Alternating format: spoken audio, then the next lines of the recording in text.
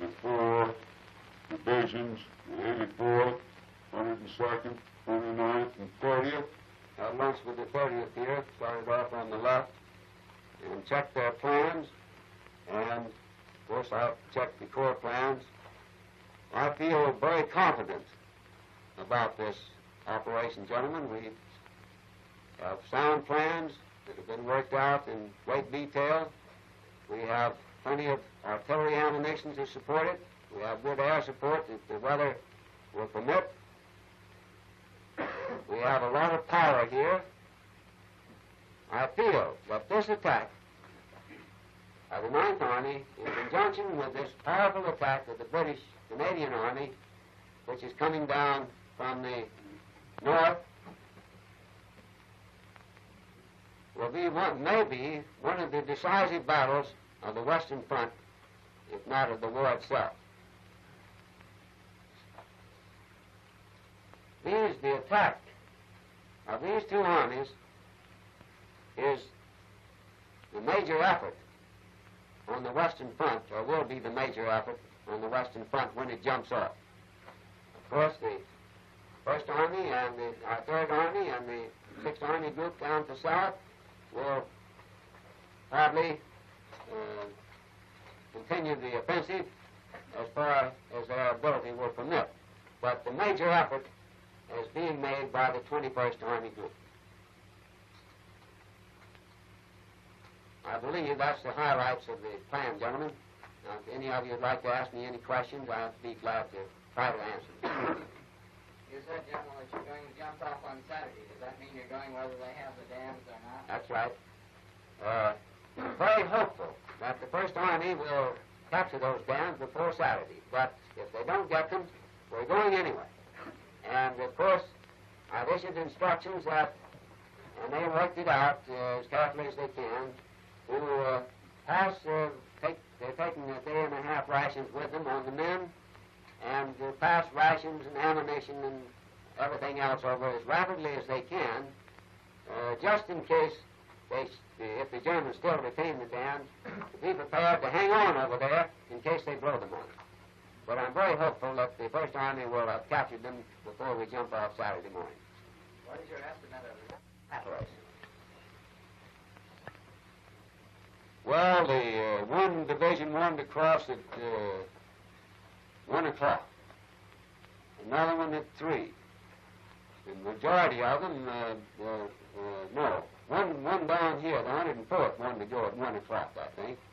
In the morning. One of ours wanted to go first, yes, General Bowling first talked about 1 and then changed it 1 o'clock and then changed his mind, about 2 hours before daylight. So I finally, after talking it over with the Corps and Division commanders, gave them 5:30. Now, it's daylight about 7 o'clock, you see. Nearly 2 hours of darkness there. Then the question of the amount of artillery preparation came up. Well, in my own mind, it was a question of whether we should go across that river with none at all. 2 hours before daylight, and rush up, go as far as you could under cover of darkness until daylight, and then put down the artillery.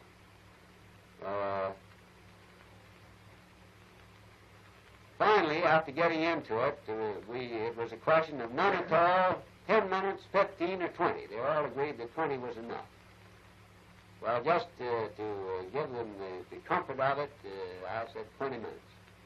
So at 5:10 Saturday morning, we'll put on intensive artillery preparation down as close to the river as we can, and they'll go across, cross at 5:30, and then the artillery will switch back to the ridge and so on. How many battalions of artillery?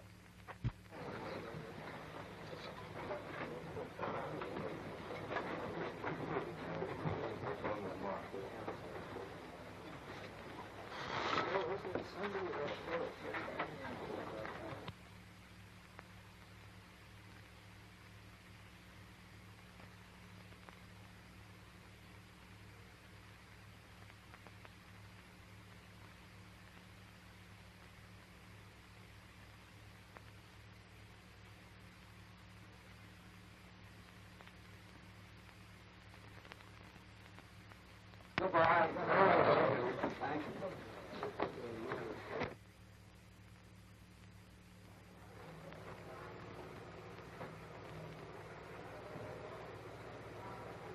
All right, listening, gentlemen, looking here.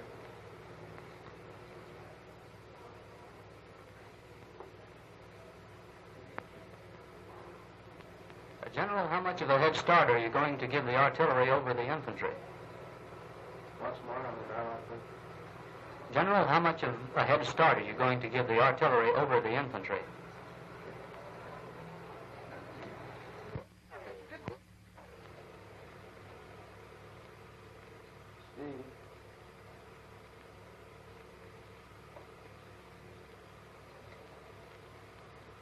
General, does that mean that you're going to attack Saturday, whether you have the dams or not?